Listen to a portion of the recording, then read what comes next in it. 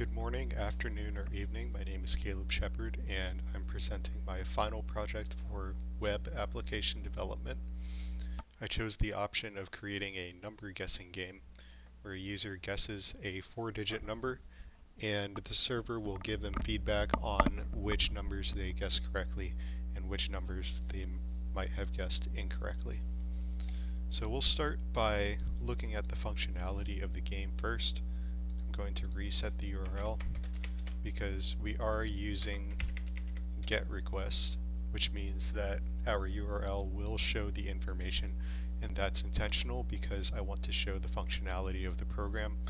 This can be hidden by just using a post request, but I don't want to do that when I'm showing the functionality. So we can start by taking a guess. I don't know what the secret number is. We could try 1, 2, 3, 4. And we didn't guess any of the correct digits. All of the incorrect digits are shown in red. So I could try 2, 3, 4, 5, or different combinations of numbers until I begin to find numbers in black, which are correct.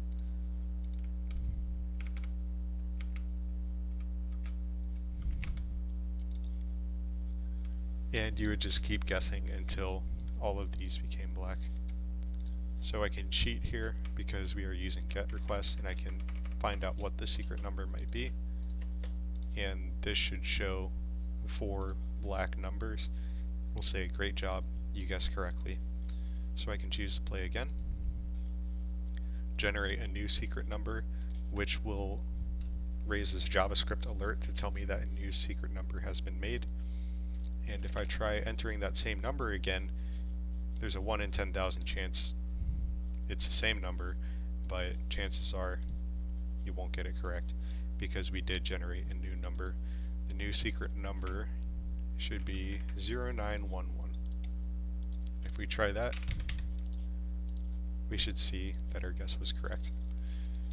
So I want to talk about input validation for a second. This was a little bit tricky. We wanted to make sure that everything that was validated was an actual number, not a string. So this will tell me to enter a valid 4-digit number. But if I try something like -8,000, this is a valid 4-digit number. It's just negative. We'll still get this error because it doesn't fit the format we want for our number guessing game. We need 4 digits. It shouldn't be an actual number. It should be a string made of 4 different digits. That said, a valid number could have leading zeros, and our number guessing game should accept that. But if I use the built-in PHP regex filter to validate numbers, this won't come through as a valid number because it has leading zeros. So we had to do our own input validation for that. And it did accept it. We actually wound up getting one of our guesses right too. So without further ado, I wanted to look at our code that we wrote. We have HTML, PHP, which is what most of the program is written in, CSS, we have Bootstrap for button styles, but we have our own CSS that we have also written, and we have JavaScript for things like the alert. We have common CSS, which is what we're going to use on all of our pages throughout the website. And the way that we've structured our pages is we have headers and footers. So this is the PHP header, this is the PHP footer section, and whenever the user interacts with a form, which is this middle section right here, data will be passed from one form to another and back. So we see that the middle section here changes, but the headers and the footers do not change. So let's look at our PHP functions. We have input validation here to check if we have character digits, and we have formatting functions to color correct digits black and incorrect digits red. And this is where most of our logic is for our entire site, is we try to give the user feedback based on their input. So we use our formatting functions to make things like this. Please enter a valid 4-digit number. We have our format functions for correct and incorrect digits to give the user some eye candy when they play this game instead of giving them something that looks like console output. And we have our form here, which is actually hidden. So this is for our backend form, which is a bit misleading because all of our forms operate server side.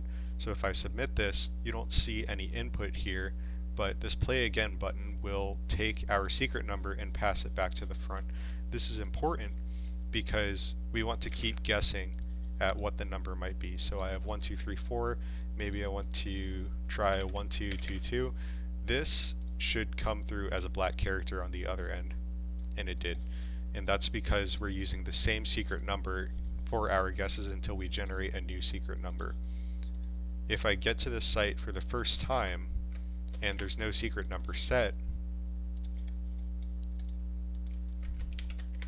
it'll generate a secret number on its own. And that happens here in Number Game, where we have our form and we submit the secret number to the backend, right? Or we generate a new secret number before submitting it.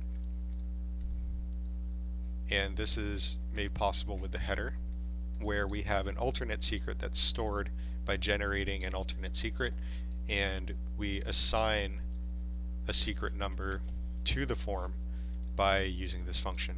So we pick a random integer from 0 to 9, and we concatenate that with itself 4 times to get a 4-digit randomized number. So if it's already set, we want to get it from the form. If it isn't set, we need to generate it. And that's how we're able to get this consistent experience across both forms and pass that information back and forth. Again, if we wanted to hide the information from the URL, we could use something like post, but for our project we chose to use get for the purpose of this demo.